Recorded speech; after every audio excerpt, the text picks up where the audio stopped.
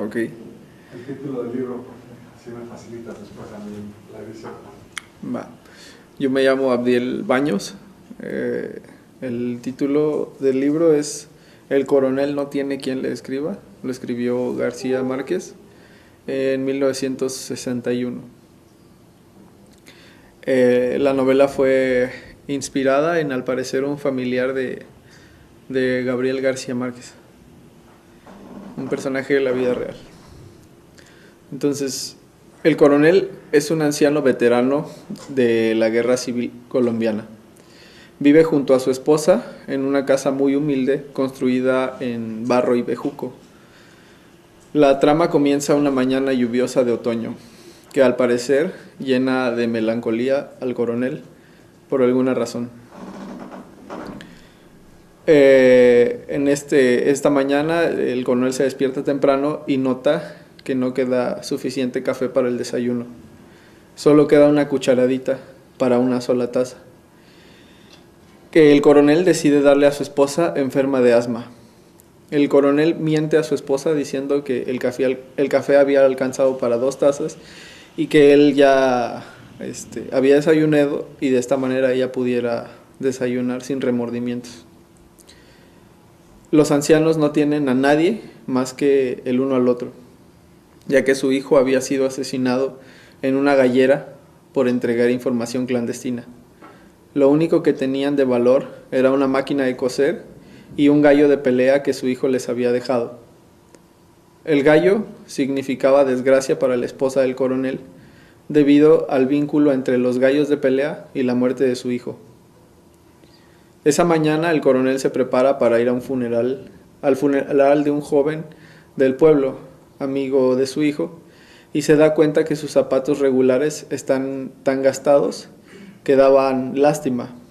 Así que decide usar a partir de ese momento unos botines de charol que había usado el día de su boda.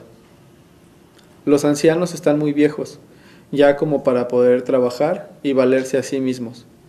La única esperanza que tienen para poder vivir dignamente es la pensión de veterano de guerra que aún no ha sido otorgada al coronel.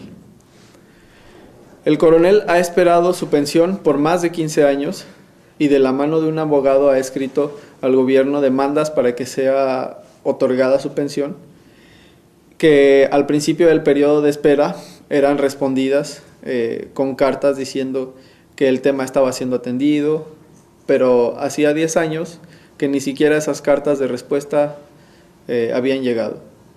El coronel no perdía la esperanza. El coronel y su esposa han luchado contra los estragos de la vejez, que de vez en cuando les hacen tregua y los engañan con cortos lapsos de salud y bienestar. El coronel es un hombre duro.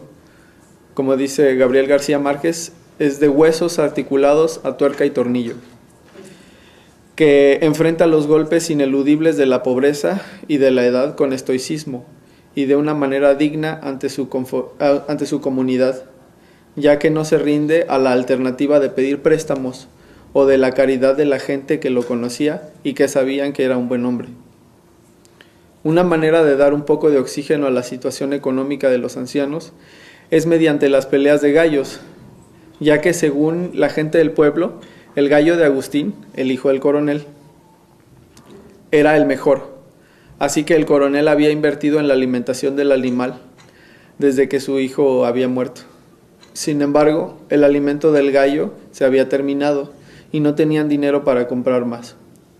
Sabiendo que hace falta poco tiempo para los entrenamientos de los gallos de pelea, ya que se acercaba el torneo, el coronel decide alimentar al gallo con su propia reserva de comida, un costal de habichuelas viejas. Cada viernes, sin falta, el coronel va a la oficina del correo, que llega a través de un río en una lancha al pueblo, a ver si su carta al fin ha llegado. En una ocasión, el coronel hace saber a algunos compañeros de su hijo sus intenciones de vender el gallo, porque ya no tenían dinero para alimentarlo. Y estos lo animaron diciendo que ese gallo es el mejor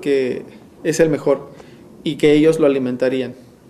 De esta manera, debido a que la esposa del coronel ha empeñado su anillo de bodas, es que han tenido un poco de dinero para comprar comida y vivir decentemente un par de días más.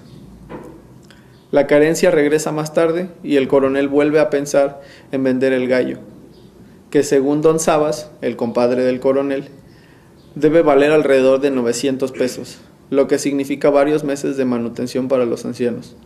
Y él le ofrece 400 pesos al coronel, diciendo que conoce a alguien que pagaría solo 400. Sin embargo, su intención es hacer un buen negocio con ese gallo y venderlo mucho más caro. El coronel se da cuenta de esto y regresa a su casa, triste, sin consuelo ni esperanzas, pero su esposa lo envía de regreso con don Sabas para negociar el precio del gallo y obtener un poco más. Así lo hace el coronel y llega al acuerdo de que don Sabas les adelantaría 60 pesos mientras él lograba vender el gallo.